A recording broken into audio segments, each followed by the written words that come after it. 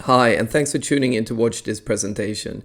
In this 5-minute video, I want to talk to you about how to grow your ADR business as a commercial mediator or arbitrator. And if you like the information, then you can have a look at my website or my LinkedIn profile for further details. So most of the ADRs that I speak to, they are promoting themselves in 3 different ways today. They're focused on doing a good job and thereby hoping for word of mouth referrals and further connections. They're also focused on networking. So by going to conferences, events, trainings, they're hoping to make further connections that will ultimately result in more referrals down the line. And then finally, they're focused on writing and publishing both on and offline. Now, the challenge with all of these different activities is that they're typically performed in a more fragmented ad hoc basis. So rarely is there a strategy formulated and in place that one is consistently implementing over time. And that's a challenge.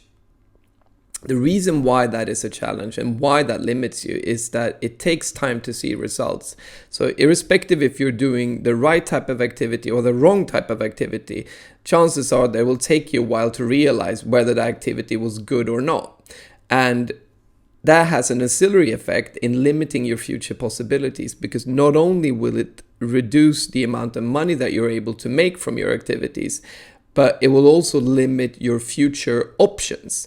And by that I mean, for you to be able to have the possibility of branching out or steering your business in a totally different direction, you need to have built up a track record. And if you don't have that track record built up, then you won't be able to utilize those options in the future. And then finally, increased competition. A lot of mediators and arbitrators today are becoming increasingly sophisticated when it comes to visibility and other types of activities. And I think it's important to clarify something here. This is not really about marketing. It's about having a strategy, a business strategy in place, because it involves so many different areas, as we shall see later on in this presentation.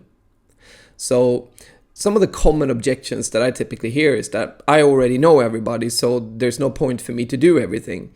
Well, even if you do know absolutely everybody that's relevant to your particular business, you know all the lawyers in your market, all the attorneys, then chances are that you're still not on top of their mind, because they have a million different things that's going on in their life. So even if you mention to every single one of them at one particular point in time that you're the go-to person for a particular type of mediation or arbitration, then it's very likely that they've forgotten about that. So you need to find a way to be current and relevant.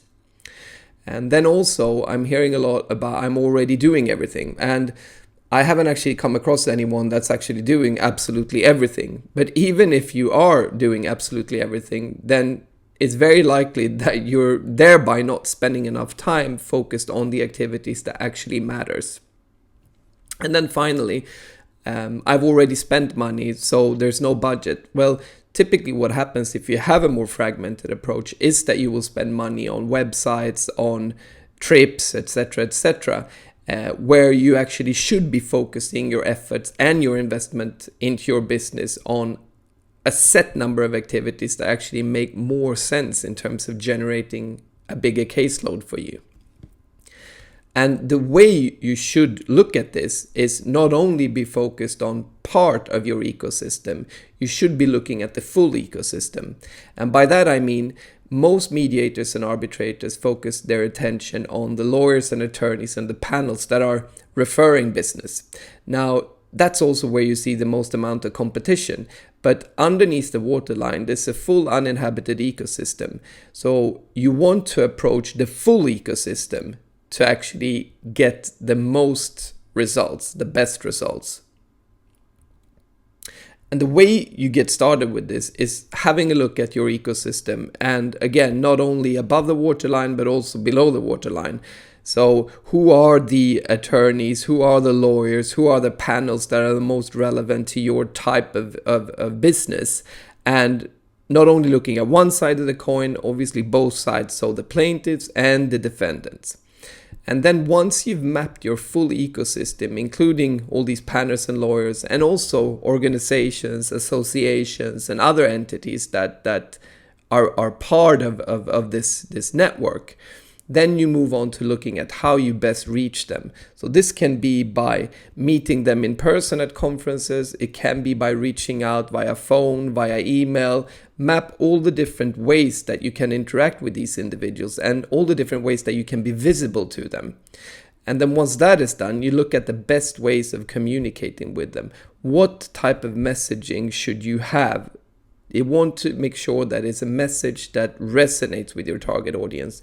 And the way something resonates is by adding value. So you want to become a person of value, not someone that just states the type of business that you're in and the type of services that you provide. It should be targeted towards your audience.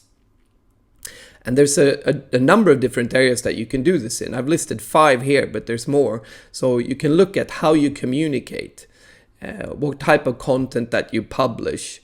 Is that really targeted towards your target audience? You should look at your visibility. Where should you spend your visibility dollars? Is it by going to these type of networking events? Is it by going to trainings? Is it by doing something completely different?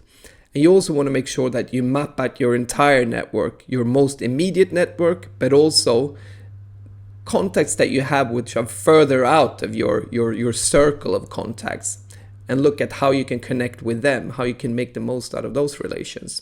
And then finally, you have your existing referral parties and connections. How do you leverage these relations? How do you become a person of value? How do you deliver more value to them? And then finally, number 5, looking at outreach activities. There's a number of different ways for you to create more contacts, new contacts. So that was everything that I had to say, except this final slide, which is focused on how you go about doing it.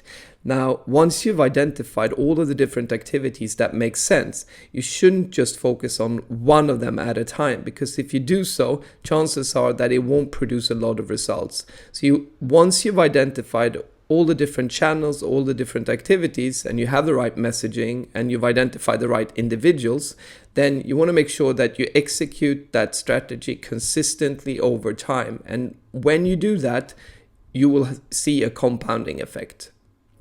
So that was everything that I had to say. If you like this information, then please do write a comment. Thank you very much for listening.